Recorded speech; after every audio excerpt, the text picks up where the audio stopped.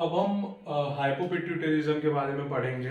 तो हाइपोसिक्रीशंस अगर होगा, अगर हाइपो फंक्शन होगा पिट्यूटरी ग्लैंड का, तो हम उसे कहेंगे हाइपोपिट्यूटरिज्म।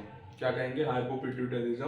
तो जैसे कि हमने देखा कि हाइपर फंक्शन अगर होता है पिट्यूटरी ग्लैंड का, तो काफ़ी सारी चीज़ें हमें देखने को मिलती है। एंटीरियर में अगर हम देखेंगे तो जिजेंटिज्म, एक्रोमेगैली, हाइपरप्रोलेक्टिनेमिया देखने मिलता है। पोस्टीरियर पिट्यूटरी ग्लैंड का अगर देखेंगे तो inappropriate release of ADH, precocious puberty, ये सब चीजें हमें देखने को मिलता है। लेकिन अगर हाइपर फंक्शन के जगह पे अगर हाइपो फंक्शन होता है पिट्यूटरी ग्लैंड का, तो हमें क्या क्या देखने मिलेगा? तो सबसे पहला हाइपोपिट्यूटरिज्म होता क्या है? तो it is the deficiency of one और मोर पिट्यूटरी हार्मोन। तो जब भी एक या एक से ज्यादा पिट्यूटरी हार्मोन की डेफिशिएंसी होती है तो हम उसे कहेंगे हाइपोपिट्यूटरिज्म। हाइपोपिट्यूटरिज्म में दो चीजें पढ़ना इंपॉर्टेंट है। सबसे पहले ड्वार्फिज्म और दूसरा है डायबिटीज इंसिपिडस। ड्वार्फिज्म के बारे में देखेंगे तो ड्वार्फिज्म होता क्या है? तो ये होता है excessive deficiency of growth hormone in children's.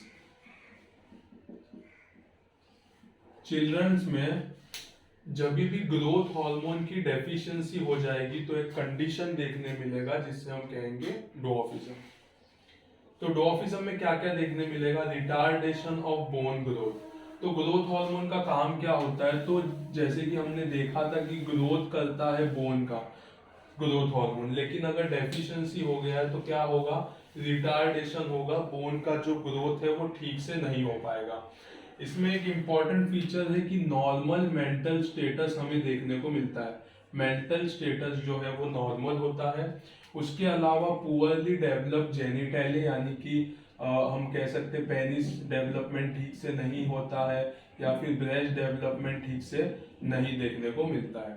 और डिलेड प्यूबर्टी, प्यूबर्टी जो होता है लेट, हम बोलते हैं ना प्यूबर्टी 9 या 10 इयर्स के एज में आ जाता है, लेकिन इन ऐसे केसेस में ड्वार्फिज्म में प्यूबर्टी जो है वो लेट आता है, डिलेड हो जाता है प्यूबर्टी। तो हाइपोपिट्यूटरिज्म में सबसे पहला चीज इंपॉर्टेंट है पढ़ने के लिए, वो है ड्वार्फिज्म। ड्वार्फिज्म क्या होता है? तो ये होता है excessive deficiency of growth hormone in children. बच्चे लोग में अगर ग्रोथ हार्मोन की डेफिशिएंसी होगी तो ऐसा कंडीशन देखने मिलता है जिसमें retardation of bone growth, normal mental status, poorly developed genitally और डिलेड प्यूबर्टी देखने को मिलते हैं। दूसरा चीज हाइपोपिट्यूटरिज्म में पढ़ना इंपॉर्टेंट है, वो है डायबिटीज इंसिपिडस। क्या है? Diabetes insipidus. तो डायबिटीज इंसिपिडस जैसे कि हमने देखा कुछ टाइम पहले, तो अगर एंटी डायरेटिक हार्मोन है उसका अगर हाइपर सिक्रीशंस हो रहा है, क्या हो रहा है? जो एंटी डायरेटिक हार्मोन है उसकी डेफिशिएंसी अगर हो रही है। सबसे पहले कि एंटी डायरेटिक हार्मोन का काम क्या होता है? तो एंटी डायरेटिक का काम होता है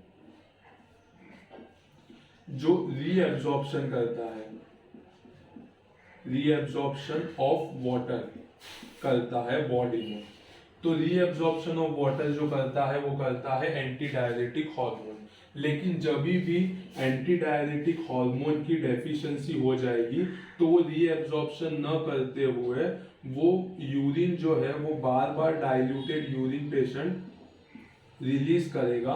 तो इस कंडीशन को हम कहेंगे डायबिटीज इंसिपिडस। तो डिक्रीज एंटी डायरेटिक हार्मोन की वजह से डाइल्यूटेड यूरिन पास करेगा पेशेंट, जिससे हम कहेंगे डायबिटीज इंसिपिडस। तो ये क्या होता है? हाइपोफंक्शन ऑफ न्यूरो हाइपोफाइसिस की वजह से क्या होता है? Defective secretion of ADH. ADH का सिक्रीशन कम हो जाता है, जिसकी वजह से एक कंडीशन देखने मिलता है जिसे हम कहते हैं डायबिटीज इंसिपिडस। अभी ये डायबिटीज इंसिपिडस इस फॉर्म होने के कॉजेज क्या क्या है? तो सबसे पहला कॉज है नियोप्लास्टिक लीजन। कोई भी नियोप्लास्टिक लीजन होने की वजह से जो न्यूरोहाइपोफाइसिस है वहाँ पे प्रेशर जनरेट होता है, उसके फंक्शनिंग जो होते हैं वो कम होने लगते हैं, जिसकी वजह से हमें डायबिटीज इंसिपिडस देखने मिलता है। दूसरा, destruction of neurohypophysis due to surgery, radiation या फिर हेड इंजरी। सर्जरी हुआ है, किसी तरह का रेडिएशंस दे रहे हैं या फिर हेड इंजरी हुआ है, तो उसमें डिस्ट्रक्शन अगर होता है न्यूरोहाइपोफाइसिस का तो भी हमें डिक्रीज एडीएच देखने मिलेगा और डायबिटीज इंसिपिडस देखने मिलेगा। तीसरा, इडियोपैथिक कॉज है, कॉज अननोन, कॉज की वजह से भी हो सकता है। इसमें क्लिनिकल फीचर्स में हमें क्या देखने मिलेगा, तो सबसे पहला देखने मिलेगा कि डाइल्यूटेड यूरिन पेशेंट जो है वो एक्सक्रीट करता है, जो यूरिन होगा वो बहुत ही डाइल्यूटेड होगा। Polyuria, increase frequency of urine, बार बार यूरिनेशन करेंगे patient. Polydipsia, increase thirst, body में से फ्लूइड बाहर जाने की वजह से डिहाइड्रेशन होगा और थर्स्ट यानी कि प्यास ज्यादा अमाउंट में लगेगा।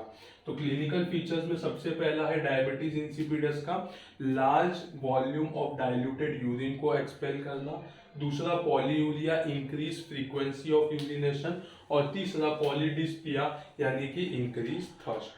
तो इस तरह से हाइपोपिट्यूटरिज्म में हमें दो चीज के बारे में पढ़ना इंपॉर्टेंट है। एक तो है ड्वार्फिज्म, जो होता है excessive deficiency of growth hormone in childrens में, और दूसरा है डायबिटीज इंसिपिडस, जो होता है डिक्रीज एंटी डायूरेटिक हार्मोन के सिक्रीशन से।